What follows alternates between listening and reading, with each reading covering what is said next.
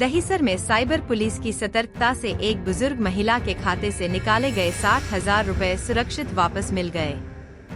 महिला ने गूगल पर गलत ओला ऐप डाउनलोड कर लिया था और ठगी की शिकार हो गई थी। समय रहते पुलिस ने अकाउंट फ्रीज कर पैसे वापस करा दिए। इससे पीड़ित परिवार ने पुलिस का आभार जताया। ओला इंटरसिटीसाठी हे केलं ओला ॲपमध्ये, आता तिकडे आला तो ॲड्रेस टाकला की बियॉन्ड डेस्टिनेशन, बियॉन्ड लिमिट्स म्हणून मी त्यांचा कस्टमर केअरचा नंबर बघितला तर त्यांच्या ॲपमध्ये नव्हता आणि मी नेहमी ह्याने जाते उबेरनी, पण मी ओला जाते तिकडे म्हणून तिकडे हे केलं आणि नाही म्हणून मी गुगलमध्ये शोधला तो नंबर आणि तो जो नंबर मी डायल केला तो फ्रॉड निघाला। म्हणजे तिकडून त्यांनी सांगितलं की आमची एक सपोर्ट टीम तुम्हाला कॉन्टॅक्ट करेल आणि तुम्हाला सांगेल की कसं तुम्ही ओला ॲपमध्ये कसं तुम्ही ऑपरेट करायचं की त्याच्यामुळे तुम्हाला ते ॲक्सेस मिळेल।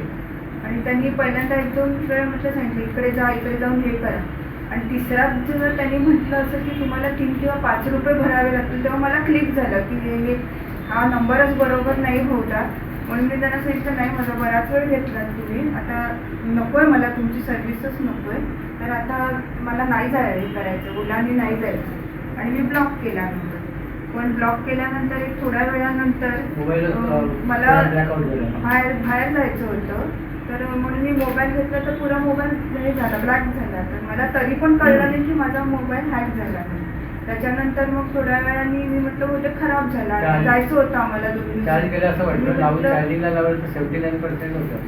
मग अरे मोबाईल बिघडला म्हणून मी मोबाईल रिपेअर करायला तिकडे जायला म्हणून निघाली आणि एवढ्यात एक मेसेज ब्लिंक झालं की तुमच्या इकडून 35,000 डेबिट झाले पण ते फेल झालं, इन्सफिशियंट बॅलन्समुळे फेल झालं असं आलं मेसेज। आणि मग मी खाली स्क्रोल केला तर 60,000 तुमचे गेले, त्यांनी उचलले आणि माझ्याकडे 60,000च होते बॅलन्स अकाउंटमध्ये, त्यामुळे ते पूर्ण उचलले गेले। आणि त्याच्यानंतर मग माझ्या इथून फोन जाईल ना, मी कसा SBIला फोन लावला, माझा अकाउंट तिकडचा असल्यामुळे मग तिकडचा कसा तरी फोन ह्याच्या मोबाईलवरून लावला, माझ्या फोन त्यांनी हे नाही इनकमिंग आउटगोईंग दोन्ही येतं, तर त्यांनी तिकडे ते UPI वगैरे ते केलं, त्यांनी ब्लॉक केलं हे केलं। आणि त्याच्यानंतर मग मी म्हटलं आता काय आमच्या ह्याच्यामध्ये कॉलनीमध्ये तुमचेच एक ऑफिसर राहतात जे आधी इथे होते, सचिन सावंत सर, आता ते ग्रँड रोडला आहे। मी त्यांच्याकडे गेली आणि जे काय त्यांनी मला मदत केली आहे म्हणजे तुमच्याच डिपार्टमेंटचे ते म्हणजे हे पण नाही करू शकत, विचार पण नव्हता केला की 1930 ला गेलं, त्यांनी त्यांच्या मोबाईलवरून लावला, त्यांनी मला शांत केलं आधी, म्हणाले थांबा बघूया आपण, जर त्यांनी त्या पैशाची पोटफोड केली नसेल तर तुम्हाला मिळतील, नाहीतर मग त्यांनी जे आहे ते सांगितलं मला। पण त्यांनी इतकी मदत केली, इतके तास माझ्याबरोबर 3 तास तरी मी त्यांच्या घरी होती, त्यांच्या फॅमिलीने म्हणजे त्यांचाही सहभाग आहे त्याच्यामध्ये। म्हणजे मी अपेक्षा पण केली नव्हती की एवढे ऑफिसर आणि आहेत आणि ते इतकी मदत मला कोण करेल म्हणून। आणि त्यांनी मग मला दुसऱ्या दिवशी इथे यायला सांगितलं। इथे सोनल मॅडम आणि श्रद्धा मॅडम ह्या होत्या।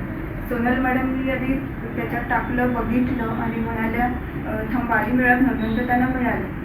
त्यांनी जसं काय त्यांचे पैसे वाचले आणि उडी मारतात तशी त्यांनी उडी मारली खरंच। म्हणजे याच्यात सांगायला म्हणजे माझे की मी आमच्याच फॅमिलीमधल्या त्या आहेत असं मला वाटतं। मला शांत केलं पण मी खूप नर्वस झाली होती।